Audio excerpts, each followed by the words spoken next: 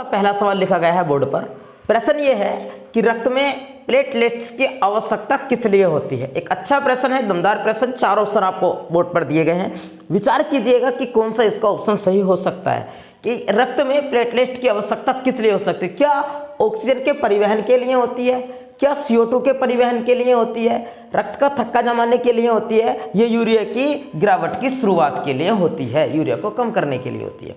विचार कीजिएगा अच्छे से, आप समझिएगा। अब आपने विचार कर लिया होगा, आपका समय समाप्त होता है। सुनिए जरा कि अगर आंसर सही होता कि ऑक्सीजन के परिवहन के लिए, तो परिवहन तो CO2 का भी होता, दोनों का ही परिवहन होता है, तो 2 ऑप्शन हमारे सही नहीं हो सकते हैं। ये ऑप्शन हमारा आंसर सही नहीं होगा। इसके बाद फिर कौन सा आंसर सही हो सकता है? फिर तो सही आंसर होगा हमारा रक्त का थक्का जमाने के लिए। प्लेटलेट की आवश्यकता किसके लिए होती है? शरीर में ब्लड निकलने पर, शरीर से ब्लड निकलने पर रक्त का थक्का जमाने के लिए प्लेटलेट की आवश्यकता होती है। कुछ और बातें बताइए फिर। ऑक्सीजन तथा CO2 के परिवहन के लिए किसकी आवश्यकता होती है? हीमोग्लोबिन की। हीमोग्लोबिन की आवश्यकता ऑक्सीजन तथा CO2 के परिवहन के लिए होते हैं। एक शब्द आप मुझे बताओ, वो प्रश्न का आंसर क्या होगा? जब एग्जामिनर ऐसे पूछ ले कि शरीर के अंदर, रक्त के अंदर ब्लड जमता नहीं है, किसके कारण? कौन सी ऐसी प्रोटीन है जिससे प्रोटीन के कारण शरीर में रक्त जमता नहीं है? तो आंसर हिपेरिन नाम की प्रोटीन होती है।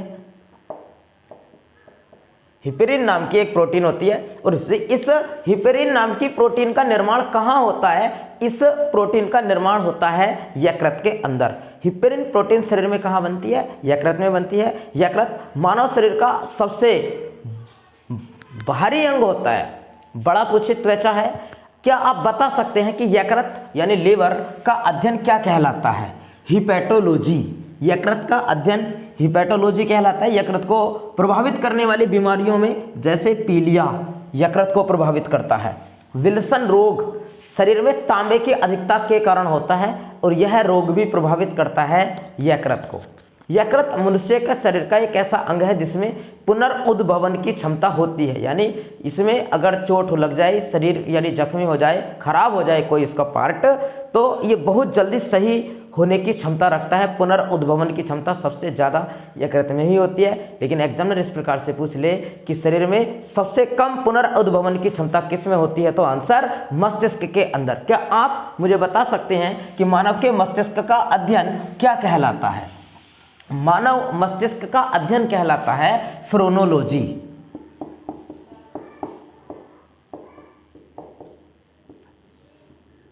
मानव के मस्तिष्क का अध्ययन क्या कहलाता है? फ्रोनोलॉजी। मानव के मस्तिष्क के अध्ययन को कहते हैं, और हिपैटोलॉजी यकृत के अध्ययन को हिपैटोलॉजी कहा जाता है। और बताइए जरा कि अगर मनुष्य के शरीर के अंदर कमी हो जाती है ऑक्सीजन की, तो कौन सा रोग हो जाता है? मनुष्य के शरीर में ऑक्सीजन की कमी के कारण कौन सा रोग हो जाता है? विचार कीजिएगा जरा, दिमाग लगाइए आंसर। या और भी एग्जामिनर आपसे पूछता है कि सफोकेशन क्या है? सफोकेशन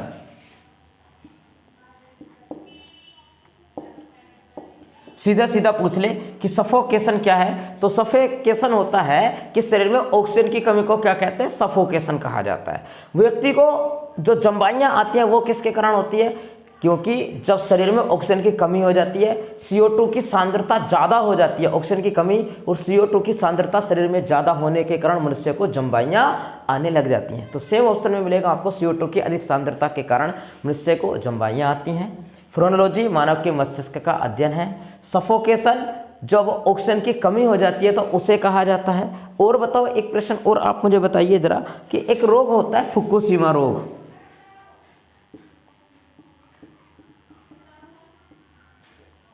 फुकुशिमा रोग, ये भी शरीर में ऑक्सीजन की कमी के कारण होता है। एक होता है श्वेत फुफ्फुस रोग। तो श्वेत फुफ्फुस रोग सीमेंट के कर्मचारियों में लगता है। श्वेत फुफ्फुस रोग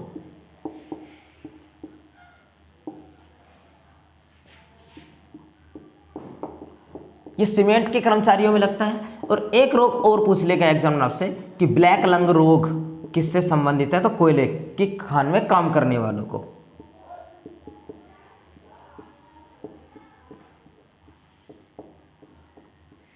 ब्लैक लंग रोग किनसे संबंधित है? कोयले की खान में काम करने वाले कर्मचारियों को ब्लैक लंग रोग लगता है। क्या आप बता सकते हैं कि भारत में सबसे पहले कोयला निकाला कहाँ गया था? भारत में सबसे पहले कोयला कहाँ निकाला गया? रानीगंज कोयला खान पश्चिम बंगाल से। लेकिन भारत में सबसे ज़्यादा जो कोयला निकाला जाता है वर्तमान में, वो निकाला जाता है झारखंड के झरिया खान से। झारखंड के झरिया खान से भारत में सबसे ज़्यादा कोयला निकाला जाता है। एक प्रश्न और आप विचार करके बताइए कि भारत का कौन सा वो राज्य है जो राज्य सबसे ज़्यादा लौह अयस्क का उत्पादन करता है? तो आंसर उड़ीसा। सबसे अधिक लौह अयस्क का उत्पादन करने वाला भारत का राज्य कौन सा है? तो आंसर उड़ीसा। और बताइए कि कौन सा देश है जो वर्तमान में सबसे ज़्यादा इस्पात का निर्माण करता है? इस्पात के उत्पादन में अग्रणी देश कौन सा है? आंसर चीन। आगे विचार कीजिए, भारत का कौन सा स्टेट है जो स्टेट सबसे ज़्यादा सब्जी का उत्पादन करता है? सब्जी उत्पादन में अपना उत्तर प्रदेश पहले स्थान पर आया है। इससे पहले का जो डेटा था, इससे पहले पश्चिम बंगाल सब्जी उत्पादन में था। अब याद रखिएगा, सब्जी उत्पादन में लेटेस्ट डेटे के अनुसार उत्तर प्रदेश पहले स्थान पर है। उत्तर प्रदेश के वाराणसी में ही सब्जी अनुसंधान संस्थान भी स्थित है। आप मुझे बताइए कि उत्तर प्रदेश का कौन सा वो स्थान है जिस स्थान पर आयुष विश्वविद्यालय की आधारशिला रखी गई है? तो आंसर गोरखपुर। पिछली वीडियो में मैंने बहुत सारे ऐसे क्वेश्चन कवर कराए हैं और भी बताया कि प्रदेश का कौन सा ऐसा स्थान है जिस स्थान पर ब्रह्मोस मिसाइल कार्यक्रम चल रहा है, उनको बनाने का कार्य चल रहा है। तो आंसर लखनऊ के अंदर। और प्रश्न पूछ रहा है कि उत्तर प्रदेश के अंदर पहले खेल विश्वविद्यालय की स्थापना किस शहर में की जा रही है? तो आंसर मेरठ में। और मेरठ से ही आते हैं एक महान शूटर, एक महान निशानेबाज सौरभ चौधरी जी। सौरभ चौधरी कहाँ से आते हैं? तो आंसर मेरठ से। लेकिन एग्जाम में आपसे पूछे कि भारत में सर्वप्रथम खेल विश्वविद्यालय कहाँ स्थापित किया गया था? सबसे पहला जो खेल विश्वविद्यालय स्थापित किया गया वो किया गया था मणिपुर के अंदर। सबसे पहला खेल विश्वविद्यालय कहाँ स्थापित हुआ? तो आंसर मणिपुर। और उत्तर प्रदेश में कहाँ स्थापित हो रहा है? तो आंसर मेरठ में। और मेरठ में यह विश्वविद्यालय किसके नाम पर स्थापित किया जा रहा है? तो मेजर ध्यानचंद जी के। किसके लिए प्रसिद्ध है मेरठ शहर? नंबर 1 कैंची के लिए प्रसिद्ध है, कैंची के लिए। नंबर 2 खेल के सामान के लिए प्रसिद्ध है। लेकिन याद रखिएगा, जब एग्जामिनर आपसे पूछे कि कौन सा शहर है प्रदेश का जो मिट्टी के खिलौनों के लिए जाना जाता है, या फिर आपसे पूछे कि लकड़ी के खिलौनों के लिए जाना जाता है, तो लकड़ी के खिलौनों के लिए जो प्रसिद्ध शहर है वो है वाराणसी। लकड़ी के खिलौनों के लिए प्रसिद्ध शहर कौन सा है? तो आंसर वाराणसी। याद कीजिएगा, लकड़ी के लिए प्लाईवुड की बात नहीं कर रहे हैं। प्लाईवुड पूछेगा कि प्लाईवुड के लिए कौन सा शहर प्रसिद्ध है, तो आंसर आप लगाएंगे नजीमाबाद। नजीमाबाद प्लाईवुड के लिए नजीमाबाद है। और लकड़ी पर नक्काशी के लिए प्रसिद्ध शहर है सहारनपुर। सहारनपुर वो एरिया है जिस एरिया में रसीले फलों का उत्पादन किया जाता है सबसे ज़्यादा। आप विचार करके बताइए कि पूरी दुनिया में, पूरे विश्व में किस स्थान पर सबसे ज़्यादा रसीले फलों का उत्पादन किया जाता है? किस स्थान पर सबसे ज़्यादा रसीले फलों का उत्पादन किया जाता है? तो विश्व में सबसे ज़्यादा भूमध्य सागरीय प्रदेश में रसीले फलों का उत्पादन होता है। और उत्तर प्रदेश में सबसे ज़्यादा किस स्थान पर होता है? आंसर सहारनपुर के अंदर। क्या आप मुझे बता सकते हैं कि सहारनपुर में कौन सा मेला लगता है? तो आंसर शाकंभरी देवी मेला। सहारनपुर में लगता है शाकंभरी देवी मेला। कल की वीडियो में मैंने एक प्रश्न आपसे कवर किया था। विचार करके आप मुझे बताइए कि उत्तर प्रदेश के किस स्थान पर कंपिल महोत्सव का आयोजन किया जाता है? कंपिल महोत्सव उत्तर प्रदेश में कहाँ मनाया जाता है? आंसर है हमारा फर्रुखाबाद में। फर्रुखाबाद में ये ऐसे कवर कराया कि कंपिल महोत्सव फर्रुखाबाद में किस समुदाय से रिलेटेड है? तो ये जैन समुदाय से रिलेटेड है। जैन धर्म के जो 13वें नंबर के आचार्य थे, 13वें नंबर के आचार्य का जन्म फर्रुखाबाद में हुआ था। महादेवी वर्मा जी का जन्म भी वैसे तो फर्रुखाबाद में हुआ था। और फर्रुखाबाद किसके लिए जाना जाता है? तो हाथ की छपाई के लिए। उत्तर प्रदेश का सुंदर सा शहर गोरखपुर किसके लिए जाना जाता है? तो टेराकोटा के लिए। जो आग में प्रसिद्ध सामान होता है उसको टेराकोटा कहते हैं। और टेराकोटा के लिए प्रसिद्ध शहर है, तो आंसर गोरखपुर। अच्छा, उत्तर प्रदेश का कौन सा वो जिला है जो जिला काला नमक नाम के चावल के उत्पादन के लिए जाना जाता है? काला नमक नामक चावल उत्तर प्रदेश में कहाँ उत्पादित किया जाता है? तो आंसर सिद्धार्थनगर। सिद्धार्थनगर हिमालय के तराई एरिया वाला क्षेत्र है। और सिद्धार्थनगर नेपाल को स्पर्श करने वाला एक जिला है। उत्तर प्रदेश के कुल ऐसे जिले की संख्या 7 है जो जिले नेपाल को स्पर्श करते हैं। एक बार और सुनिए प्रश्न, उत्तर प्रदेश के कुल ऐसे 7 जिले हैं जो जिले स्पर्श करते हैं किसको? नेपाल को। क्या आप मुझे बता सकते हैं कि उत्तर प्रदेश के कितने ऐसे जिले हैं जो जिले एनसीआर में शामिल हैं? उत्तर प्रदेश के कितने जिले एनसीआर में शामिल है? तो आंसर 8 है। और उत्तर प्रदेश का 8वें नंबर का एनसीआर यानी केंद्र शासित प्रदेश में जो शामिल जिला है वह है शामली। याद करेंगे तो आपको याद आएगा। आपको याद ये भी आएगा कि उत्तर प्रदेश का सबसे पश्चिमी जिला है कौन सा है? तो आंसर शामली है। प्रदेश का सबसे पश्चिमी जिला भी शामली है और शामली को ही सबसे बाद में दिल्ली केंद्र शासित प्रदेश में शामिल किया गया था। एक आसान सा प्रश्न आप विचार करके मुझे बताओ कि दिल्ली को एनसीआर यानी कि केंद्र शासित प्रदेश का दर्जा किस संशोधन के अंतर्गत दिया गया था? दिल्ली को केंद्र शासित प्रदेश का दर्जा किस संशोधन के अंतर्गत दिया गया था? विचार करिएगा, आप मुझे बताइए जरा। 69वां संशोधन था। संशोधन नंबर जब एग्जामिनर आपसे पूछेगा तो आंसर आप लगाएंगे 69वां संशोधन था। और इसको दर्जा दिया कब गया था? वर्ष 1991 ईस्वी को। ये क्वेश्चन पिछले संडे को यूपीपीसीएस का एग्जाम हुआ है उसमें ये प्रश्न पूछा जा चुका है। और इससे पहले ये दो प्रश्न हैं ज़्यादातर एग्जाम्स में आपको देखने को मिलते हैं। कौन सा? एक तो संशोधन नंबर 61वां आपसे पूछ लेता है एग्जामिनर। 61वां संविधान संशोधन हुआ वर्ष 1989 ईस्वी को। और इस संशोधन के अंतर्गत क्या किया गया कि भारत में जो वोट की आयु थी, वोट की आयु को कितना कर दिया गया? घटा करके 21 वर्ष से 18 वर्ष भारत में वोट की आयु को घटा करके कर दिया गया था। ये दोनों ही जो संशोधन है ये बहुत ही इंपॉर्टेंट है, बहुत इजी भी है। हालांकि मैं इनका जिक्र अपनी क्लास में बहुत ही कम करता हूँ। क्यों? कि ज़्यादातर अभ्यर्थियों को इन सब का पता होता है और ये ज़्यादातर बनते हैं। आप देखिएगा आज क्यों इसका जिक्र किया गया? क्योंकि यूपीपीसीएस में ये वाला आपसे प्रश्न पूछा गया है। क्या आप बता सकते हैं कि दिल्ली के सबसे पहले मुख्यमंत्री कौन बने थे? आंसर मेरे मुख से ही सुन लीजिएगा, चौधरी ब्रह्म प्रकाश। दिल्ली के सबसे पहले मुख्यमंत्री कौन बने? तो आंसर चौधरी ब्रह्म प्रकाश जी थे। आप बताइए जरा कि उत्तर प्रदेश के सबसे पहले मुख्यमंत्री गोविंद वल्लभ पंत थे और प्रदेश के सबसे पहले मुख्यमंत्री गोविंद वल्लभ पंत को किस वर्ष भारत रत्न से सम्मानित किया गया था? एक अच्छा प्रश्न है। उत्तर प्रदेश के पहले मुख्यमंत्री गोविंद वल्लभ पंत को किस वर्ष भारत रत्न से सम्मानित किया गया था? तो वर्ष 1957 ईस्वी को। वर्ष 1957 ईस्वी को उत्तर प्रदेश के पहले मुख्यमंत्री गोविंद वल्लभ पंत को भारत रत्न से सम्मानित किया गया। आगे और बताइए जरा कि एपीजे अब्दुल कलाम जी को किस वर्ष भारत रत्न से सम्मानित किया गया? कलाम जी की बातें कर रहे हैं। वर्ष 1997 में। वर्ष 1997 ईस्वी को। कलाम कौन? जिन्होंने अल हलाल नामक पत्रिका का संपादन किया। और मौलाना अबुल कलाम आज़ाद जी ने क्या कहा कि मोहम्मद अली जिन्ना एक राजनीतिज्ञ हैं, जबकि जिन्ना एक राजनीतिज्ञ, पीटी नेहरू एक देशभक्त है। नेहरू एक देशभक्त और जिन्ना एक राजनीतिज्ञ है, ऐसा किन्होंने कहा था? आंसर मौलाना अबुल कलाम आज़ाद देश के पहले शिक्षा मंत्री बने और उन्हीं के नाम पर 11 नवंबर को राष्ट्रीय शिक्षा दिवस के रूप में मनाया जाता है। 11 नवंबर को राष्ट्रीय शिक्षा दिवस किसके सम्मान में मनाते हैं? अबुल कलाम आज़ाद जी के। एक व्यक्ति के बारे में और आप याद रखिएगा, सर सैयद अहमद खां। और सर सैयद अहमद खां जी ने कौन सा कथन कहा? उन्होंने कहा था कि हिंदू और मुस्लिम एक सुंदर वधू की दो आंखें हैं। एक बार और सुनिए, हिंदू और मुस्लिम एक सुंदर वधू की दो आंखें हैं, ऐसा कौन कह के गए? सर सैयद अहमद खां। सर सैयद अहमद खां का जन्म हुआ था दिल्ली में, लेकिन सर सैयद अहमद खां जी की जो कर्मभूमि रही, कर्मभूमि थी इनकी अलीगढ़ से 1857 की क्रांति में इन्होंने भाग लिया था। और 1857 की क्रांति के बाद 1875 ईस्वी में अलीगढ़ में एक साइंटिफिक सोसाइटी की स्थापना की गई थी, जो 1920 ईस्वी में चल करके विश्वविद्यालय बन गया था। अलीगढ़ मुस्लिम यूनिवर्सिटी की स्थापना वर्ष 1920 ईस्वी में हुई। इससे पहले इसको एक वैज्ञानिक समाज के रूप में जाना जाता था। 1875 को इसकी स्थापना हुई थी। किसके द्वारा? सर सैयद अहमद खां जी के द्वारा।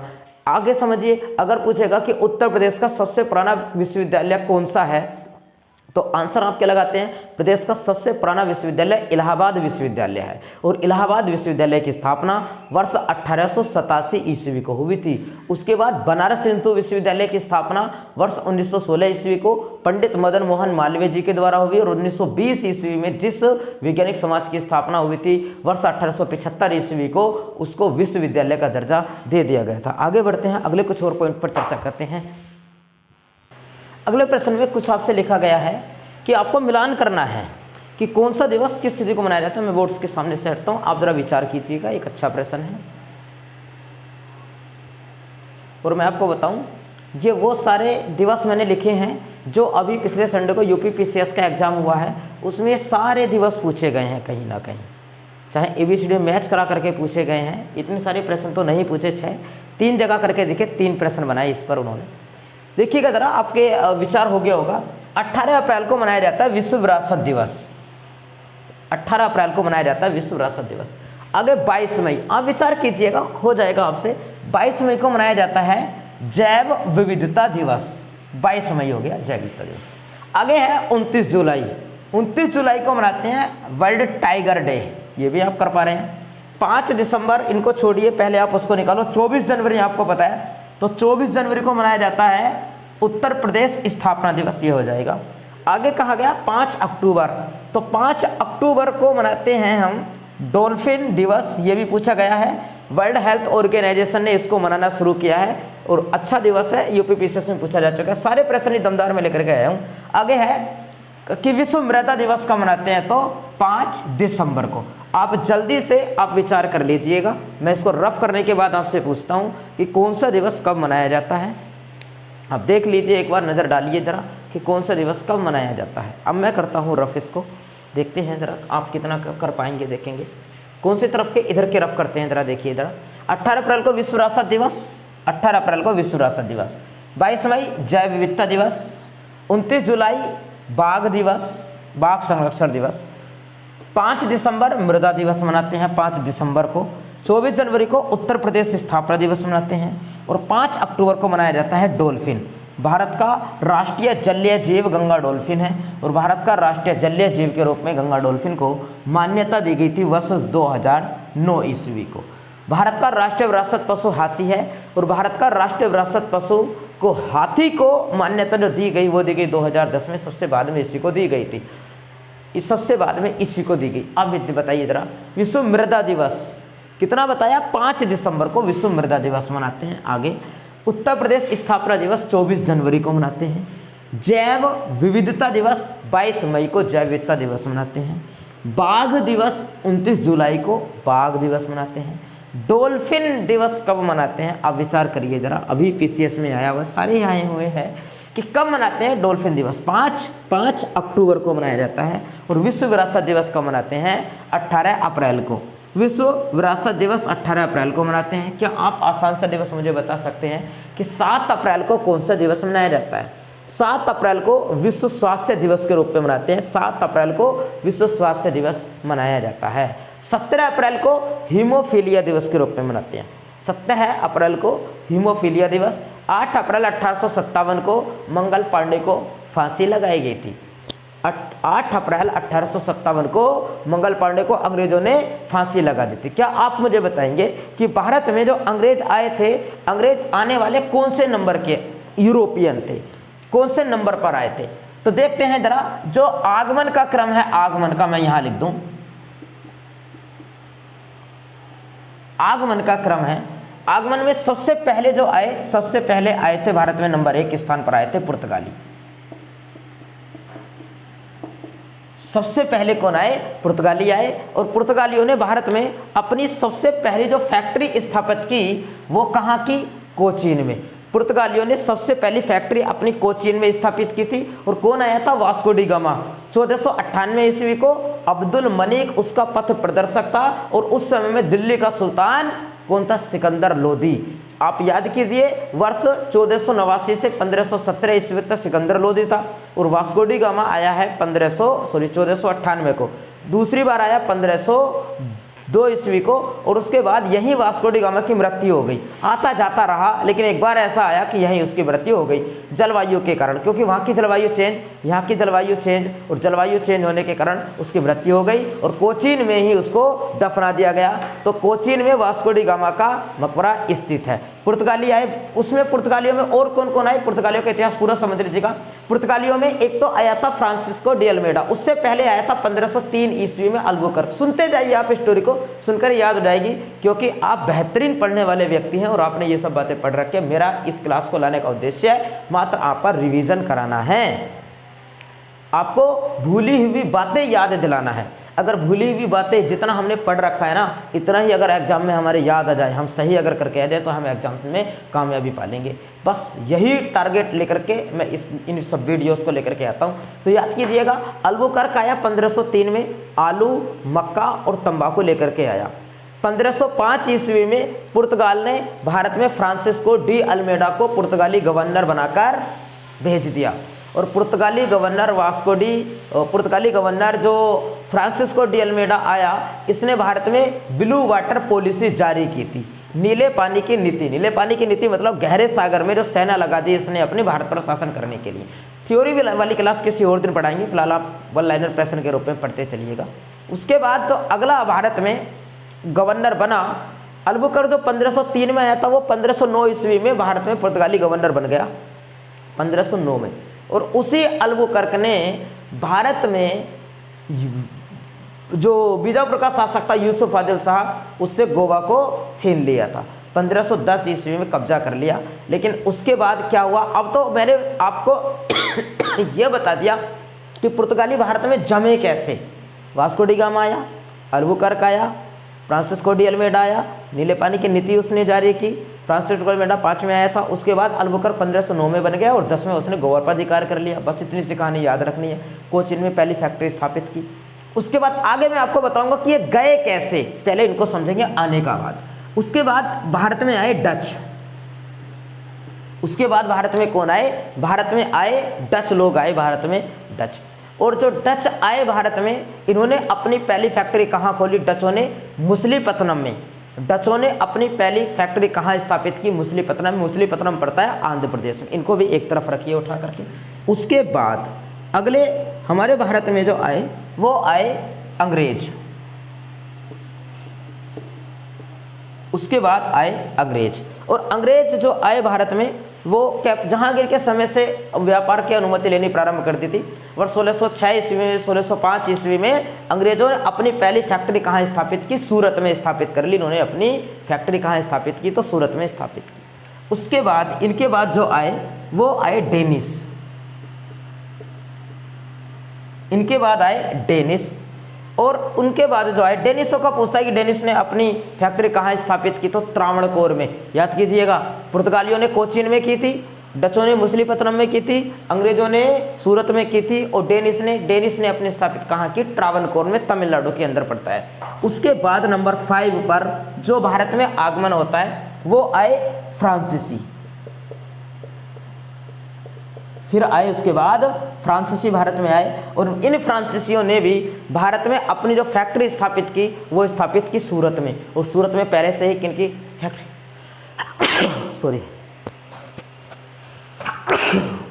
पहले से ही किनकी फैक्ट्री स्थापित थी, पहले से ही स्थापित फैक्ट्री थी अंग्रेजों की। दोनों को लेकर के लड़ाई हो गई। और जब दोनों को के बीच में लड़ाई हुई, और उस लड़ाई को क्या कहा गया था, वांडीवास की लड़ाई। 1760 ईस्वी में यह वांडीवास की लड़ाई हुई। और इस वांडीवास की लड़ाई में जो अंग्रेज गवर्नर था उस समय में सर अय्यरकूट ने फ्रांसीसी गवर्नर ढोकले को परास्त कर दिया था। तो फ्रांसीसियों का अंत हो गया भारत में, फ्रांसीसी चले गए। कारण आपको पता है कैसे चले गए, क्योंकि वांडीवास की लड़ाई 1760 में सर अय्यरकूट अंग्रेज ने फ्रांसीसी ढोकले को परास्त कर दिया, यह भारत से चले गए। उसके बाद आगे समझिएगा जरा कि जो ये पुर्तगाली थे, पुर्तगाली भारत में जो जमे रहे, ये जमे जो रहे वो रहे पुर्तगाली और अंग्रेज। क्योंकि आपको याद है अंग्रेजों से भारत 15 अगस्त 1947 को आज़ाद हुआ था अंग्रेजों से, और पुर्तगालियों से 1961 ईस्वी में गए थे गोवा से 19 दिसंबर को। तो समझिएगा कहानी क्या है।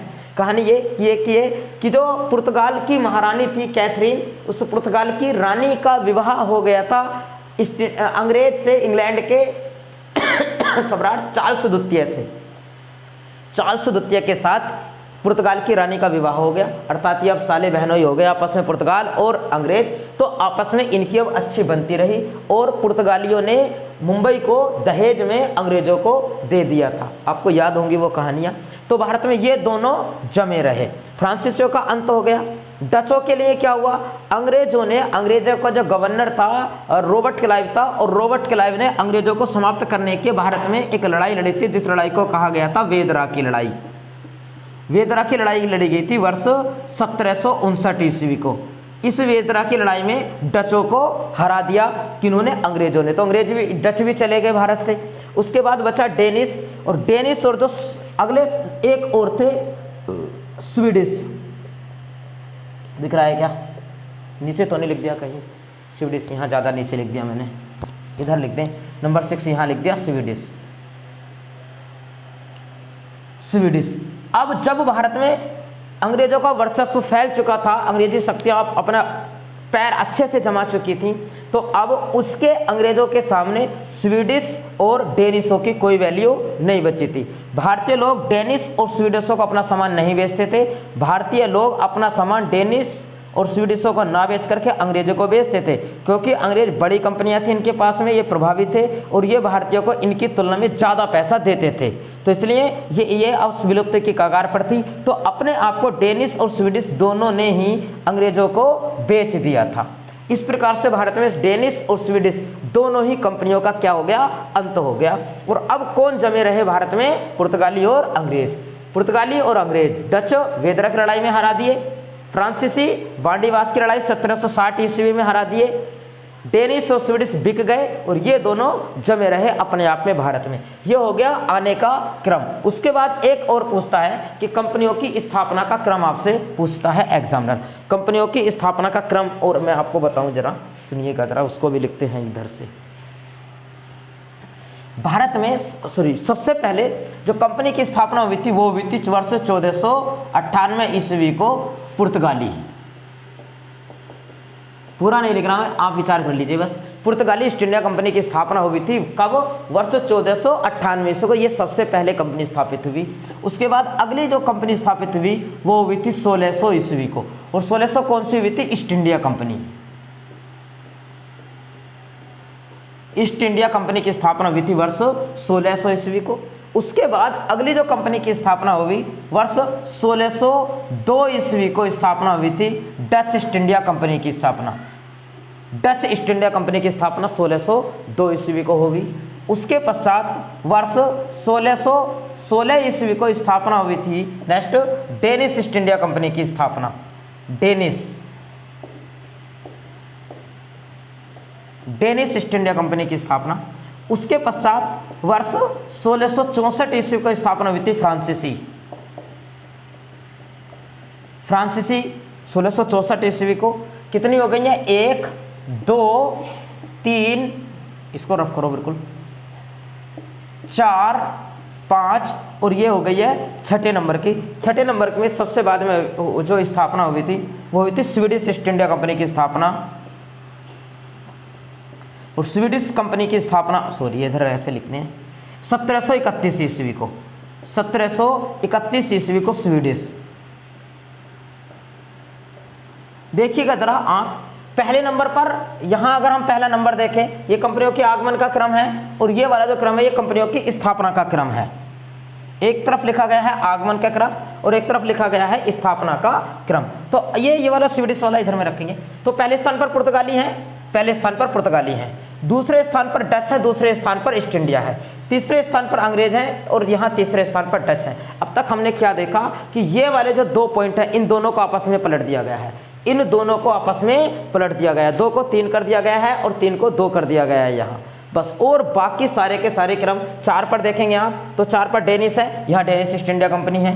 5 पर यहाँ फ्रांसीसी है तो फ्रांसीसी 5 पर है यहाँ। 6 पर यहाँ स्वीडिश है तो स्वीडिश भी यहाँ 6 पर है। तो आपको एक अच्छे तरीके से याद हो जाएंगी। आप याद रखिएगा, एग्जाम में बैठने से पहले, एग्जाम में जब ये प्रश्न आए तो आप पहले अपने आप पे सेटिस्फाई हो जाए कि एग्जामिनर ने पूछा क्या है, हमसे आगमन का क्रम पूछा है या फिर हमसे पूछा गया है कि इस कंपनियों की स्थापना का क्रम हमसे पूछा गया है। सबसे लंबे समय तक टिके रहने वाले भारत में कौन रहे, तो पुर्तगाली रहे। आगे चर्चा करते हैं, चलो छोड़िएगा, ये जब टॉपिक वाइज आपको पढ़ाएंगे तो सारी बातें आपको पढ़ाएंगे। बताइए जरा कि भारत में जब अंग्रेज जमे रहे तो अंग्रेजों के समय में भारत में अंग्रेजी शिक्षा को महत्व दिया गया। कौन सा वो एक्ट था जो भारत में अंग्रेजी शिक्षा के लिए लाया गया था? यानी ये बताइए कि भारत में अंग्रेजी शिक्षा का मैग्ना कार्टा किसे कहा गया था? भारत में अंग्रेजी शिक्षा का मैग्ना कार्टा किसे कहा गया था? 1854 के वुड डिस्पैच अधिनियम को याद कीजिए, याद होगा आपको। 1854 का वुड डिस्पैच अधिनियम को भारत में अंग्रेजी शिक्षा का मैग्ना कार्टा के रूप में जाना गया था। और भी विचार कीजिए, भारत में अंग्रेजी शिक्षा का जनक है किसको जाता है? तो लॉर्ड मैकाले को। और लॉर्ड मैकाले कौन थे? लॉर्ड विलियम बेंटिंग के कार्यकारिणी परिषद में एक सदस्य थे। आप बताइए भारत के उस समाज सुधारक व्यक्ति का नाम आप मुझे बताओ जिस समाज सुधारक ने पश्चिमी शिक्षा पर जोर दिया था। पश्चिमी शिक्षा का मतलब जो अंग्रेजी शिक्षा थी उसको भारत में लेकर के आए, भारत में पढ़ाया गया, उसको भारत में उस शिक्षा पर जोर दिया था। कौन व्यक्ति थे? राजा राम मोहन राय। भारत में पश्चिमी शिक्षा का अग्रदूत राजा राम मोहन राय जी को ही कहा जाता है। आगे बताइए जरा, भारत में एक प्रश्न आपको बोल रहे हैं कि भारत में जो लोकपाल बिल लाया गया था, लोकपाल 7 बार संसद में रखा गया था। लोकपाल 7 बार संसद में रखा गया था। लोकपाल के जो पहले अध्यक्ष बने वो बने पिनाकी चंद्र घोष, और शायद ये अपने पद से हट गया, इनके स्थान पर किसी दूसरे को लाया जाएगा। तो अब मेरा प्रश्न यह है कि भारत में लोकपाल बिल के लिए सबसे पहले सिफारिश किस समिति के द्वारा की गई थी, या किस आयोग के द्वारा लोकपाल को लाने की सिफारिश की गई थी? आंसर आपको याद नहीं होगा, आंसर सुन लीजिएगा। प्रशासनिक सुधार आयोग। लोकपाल को लाने की सिफारिश सबसे पहले किस आयोग ने की थी? तो आंसर प्रशासनिक सुधार आयोग। लोकपाल क्या है, आप समझते हो इस बात को? नहीं समझते तो कमेंट बॉक्स में लिखिएगा, पूरी डिटेल आपको बताई जाएगी। फिलहाल रिवीजन के तौर पर लेकर के चल रहे हैं, इसलिए मैं भी जल्दी से निपटाने की कोशिश करता हूँ। आगे चर्चा करते हैं अगले पॉइंट, और आप मुझे विचार करके बताइए जरा कि कौन सा वो सुल्तान था जिस सुल्तान ने अपना राज्याभिषेक लाल महल में कराया था? लाल महल में अपना राज्याभिषेक किसने कराया? तो आंसर अलाउद्दीन खिलजी ने। अलाउद्दीन खिलजी ने अपना राज्याभिषेक कहाँ कराया? लाल महल में। और ये लाल महल को बनवाया किसने था? लाल महल को बनवाया था बलबन ने। लाल महल का निर्माण किसने कराया? आंसर क्या है हमारा? बलबन के द्वारा कराया गया। और बताइए जरा, एक मस्जिद और भारत में प्रसिद्ध हुई, एक मस्जिद थी किला ए कुन्हा मस्जिद। किला एक कुन्हा मस्जिद। मुझे उम्मीदें हैं आपने ये मस्जिद पढ़ रखी है, लेकिन आपको याद नहीं आएगी, पक्का आपको याद नहीं आएगी कि किला एक कुन्हा मस्जिद का निर्माण किसने कराया? तो आंसर सुन लीजिएगा, शेर शाह सूरी ने कराया था। किला एक कुन्हा मस्जिद का निर्माण किसने कराया? शेर शाह सूरी ने किला एक कुन्हा मस्जिद का निर्माण कराया। और किला एक कुन्हा मस्जिद जो शेर शाह सूरी और हुमायूं, आपको बातें याद हो कि हुमायूं ने दीन ए पनाह नगर बसाया था, और दीन ए पनाह नगर को तुड़वा दिया था किसने? शेर शाह सूरी ने। और शेर शाह सूरी ने उस किले को तुड़वा करके उसके स्थान पर दिल्ली में किसका निर्माण कराया? उसके स्थान पर निर्माण कराया था दिल्ली के पुराने किले का शेर शाह सूरी ने। और वहीं पर एक किला कुन्हा मस्जिद का निर्माण भी कराया गया था। आगे और बताइए, एक मस्जिद और भारत में फेमस हुई, कुव्वतुल इस्लाम मस्जिद।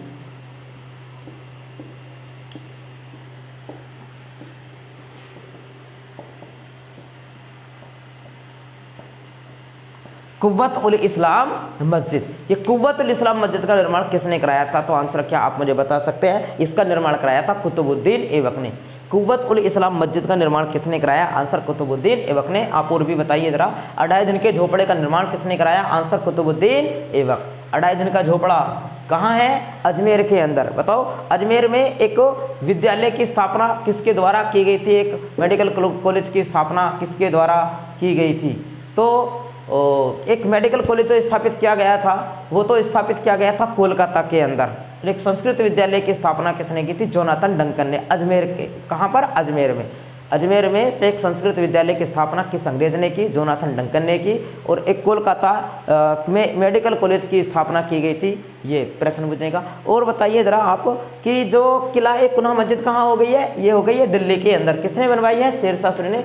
लाल महल कहाँ है? दिल्ली में। किसने बनवाया? बलबन ने। और अलाउद्दीन खिलजी का ने अपना राज्याभिषेक कराया था। और बताइए कि अकबर का राज्याभिषेक कहाँ हुआ था? अकबर का राज्याभिषेक कहाँ हुआ था? अकबर का राज्याभिषेक हुआ था कालानौर में। कालानौर। और कालानौर कहाँ पड़ता है? ये पड़ता है पंजाब।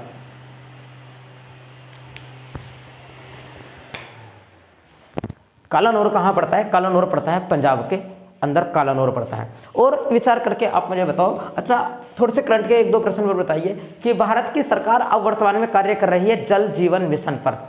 भारत की सरकार जल जीवन मिशन पर कार्य कर रही है। और भारत में इस जल जीवन मिशन की जो घोषणा की गई थी वो वर्ष 1920 यानी 2019-20 के बजट में की गई थी। और जल जीवन मिशन के अंतर्गत हर घर जल को लेकर के आया गया है, यानी कि गांव-गांव में एक बड़ी टंकी स्थापित की जाएगी और उस टंकी के माध्यम से हर घर तक टंकी का पानी पहुंचाया जाएगा। उसको हर घर नल योजना कहा जा रहा है। और सरकार का ये उद्देश्य कब तक टारगेट को पूरा कर लेना है? तो इसका उद्देश्य है 2024 तक इसको कंप्लीट करने का सरकार ने उद्देश्य रखा है। बताइए, आगे चर्चा करते हैं। और बताइए, एक शब्द लिखा जा रहा है PAN। क्या आप बता सकते हैं कि पैन के बारे में आप क्या जानते हैं? पैन होता है पर ऑक्सिल एसिटिल नाइट्रेट, पर ऑक्सिल एसिटिल नाइट्रेट। एग्जामिनर सीधे सीधे पूछेगा कि पैन क्या है, तो पैन एक द्वितीयक प्रदूषक है। पूछेगा निम्न में से कौन एक द्वितीयक प्रदूषक है, तो आंसर लगा के आएंगे पैन। द्वितीयक प्रदूषक क्या होते हैं? द्वितीयक प्रदूषक होते हैं कि जैसे ये कार्बन मोनोऑक्साइड वाहनों के साइलेंसर से निकला, तो ये तो प्राथमिक प्रदूषण है, और कार्बन डाइऑक्साइड है, सल्फर डाइऑक्साइड है, ये प्राथमिक प्रदूषण है। लेकिन अब ये कार्बन मोनोऑक्साइड ने प्रदूषण किया, ये प्राथमिक प्रदूषण है, सल्फर डाइऑक्साइड ने प्रदूषण किया, ये प्राथमिक प्रदूषण है। लेकिन ये वाले प्राथमिक प्रदूषण अब ओजोन के साथ मिलकर के अगर कोई और प्रदूषण बना लेते हैं तो उस प्रदूषण को द्वितीयक प्रदूषण कहा जाता है। तो एग्जामिनर ने पीसीएस में प्रश्न पूछा है कि द्वितीयक प्रदूषण में यानी पैन में सदैव क्या होता है, तो पैन में सदैव यानी द्वितीयक प्रदूषण में यानी धूम कोहरे में जो सदैव होता है वो होती है ओजोन गैस। सदैव कौन सी गैस होती है, तो आंसर ओजोन गैस द्वितीयक प्रदूषण के अंदर सदैव पाई जाती है। आगे बताइए कौन सा वो मच्छर है, एक मच्छर का नाम आप मुझे बताओ कि कौन सा मच्छर है जिस मच्छर को कहा जाता है टाइगर मच्छर। रफ कर लें क्या कुछ थोड़ा सा, टाइगर मच्छर यहां लिख दिया। टाइगर मच्छर किस मच्छर को कहा जाता है, तो एडीज मच्छर को। टाइगर मच्छर किस मच्छर को कहते हैं, एडीज मच्छर को। कौन सा रोग एडीज मच्छर के काटने से होता है, तो डेंगू। डेंगू एडीज मच्छर के काटने से होता है। मलेरिया फीमेल एनाफ्रीज के काटने से होता है, और फाइलेरिया क्यूलेक्स मच्छर के काटने से होता है। फील पाँव रोग भी क्यूलेक्स मच्छर के काटने से ही होता है। फील पाँव रोग भी क्यूलेक्स मच्छर के काटने से होता है। आज की वीडियो हो गई थोड़ी सी लंबी, देखते हैं जरा इस वीडियो को करते हैं यही समाप्त। और आप इस वीडियो को शेयर अवश्य करें। आप जहां भी पढ़ते हैं, चाहे ऑफलाइन पढ़ते हैं, ऑनलाइन पढ़ते हैं, लाइब्रेरी में पढ़ते हैं, कोचिंग में पढ़ते हैं, तो आपका ये दायित्व बनता है कि आप अपने पड़ोसी को इस वीडियो को जरूर शेयर करें और लाइक करें, कमेंट करें। कहीं त्रुटि अगर लगता है आपको कि आपको ये किसी टॉपिक पर पूर्ण वीडियो चाहिए तो आप कमेंट बॉक्स में लिखें, उस पर आपको पूर्ण वीडियो मिलेगी। फिलहाल इस सभी क्लासों को रिवीजन के तौर पर लेकर के आ रहा है, और आप देखेंगे जरा कि आने वाला चाहे हमारा यूपी पैट का एग्जाम है, या यूपी सुपर टेट का एग्जाम है, या फिर हमारा एग्जाम है उत्तर प्रदेश पुलिस का, जिस पर आज सबसे ज़्यादा अभ्यर्थी लगे हुए हैं, उसमें से यहाँ इन क्लासों से सीधे सीधे सवाल बनने वाले हैं। मिलते हैं आपसे नेक्स्ट वीडियो में।